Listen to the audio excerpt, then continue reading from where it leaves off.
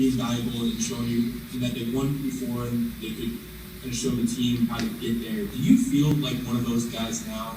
Do you feel more confidence sort of approaching this season now that you won a championship? Yeah, I mean, I kind of know what it takes to win a championship now.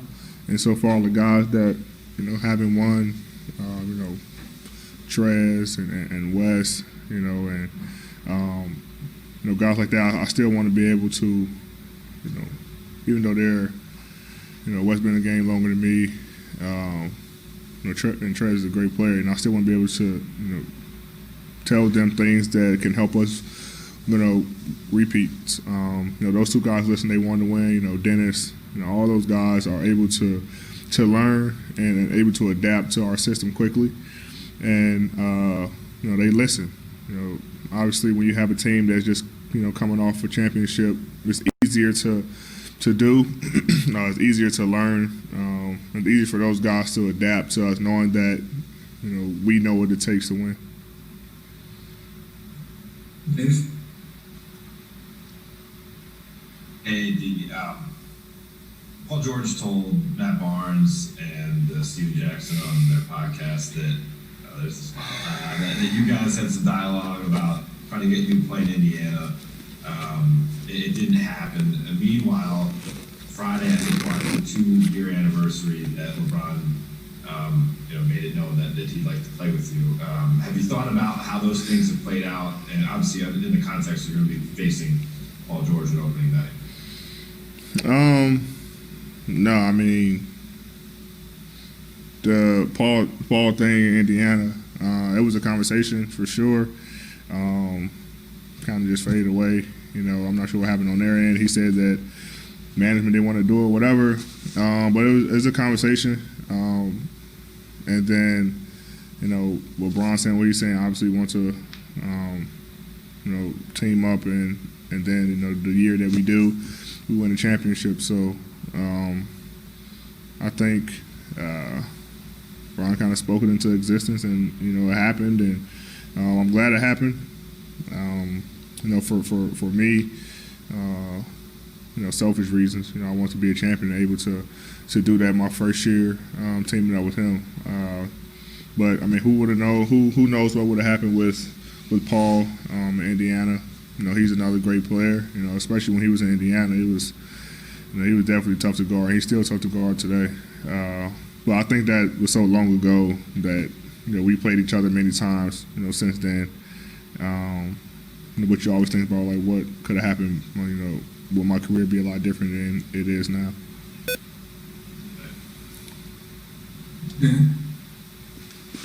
Anthony, I'm curious, how much have you thought about kind of plan for rest and stuff this season? And kind of like whether it's back-to-backs and stuff like that, obviously with the off-season being as short as it was and season being rest. How much have you thought about that, and what do you think kind of the plan is for you? I think you just take it a game at a time, just kind of see what your body tells you.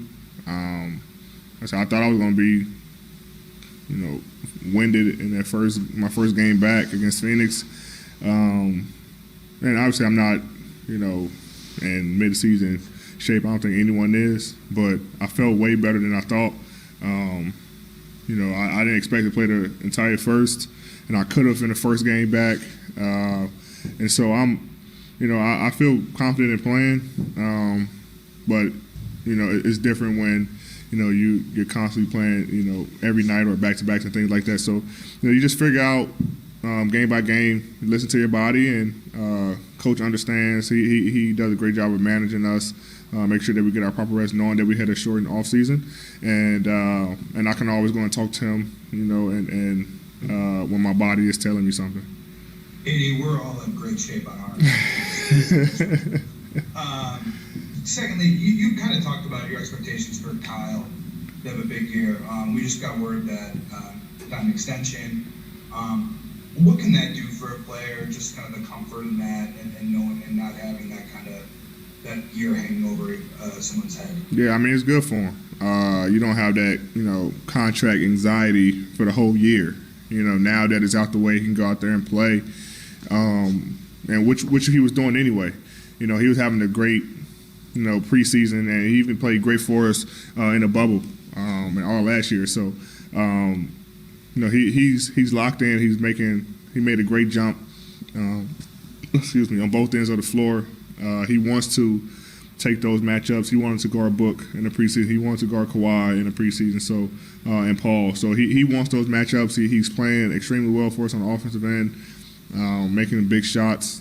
Shooting the ball extremely well, making the right play, the right passes. So it's good for him. We're excited to have him here. I know he's excited to be here. And he's a champion. You deserve it. And I'm glad that the Lakers were able to, work something out with him to be able to allow him to just go out there and play and not worry about contracts for the rest of the season. All right, I think we're gonna wrap it up. Jordan Richard. What's up, bro? What's up, baby? What's up? Can you just talk about, last game you had 6 threes and just playing on the perimeter. Frank ran the downstream for you to catch the three and shoot, and then taking a lot of sidestep threes. Can you just talk about, are we going to see more of AD on the perimeter this year and running, just some more isolation plays for you on the perimeter? Last year, Coach talked to me about getting my 3-point attempts up. I think I was shooting, maybe 3 a game last year in the bubble, or might have been for the season, and 38% in the bubble. And he said it helped us win, and he wanted me to get that average up to 5 attempts a game. And so, just having the confidence, working with, Mike P on my shooting, day in and day out, constantly just shooting the ball with confidence and just letting it fly. Obviously the team, the players want me to shoot it. They have a lot of confidence in me. And so I just got to be able to be confident enough to go out there and shoot the ball, whether it's a pull-up 3, soft shot, whatever it is, and just try to get that attempt up to 5, just knowing that it'll help the team.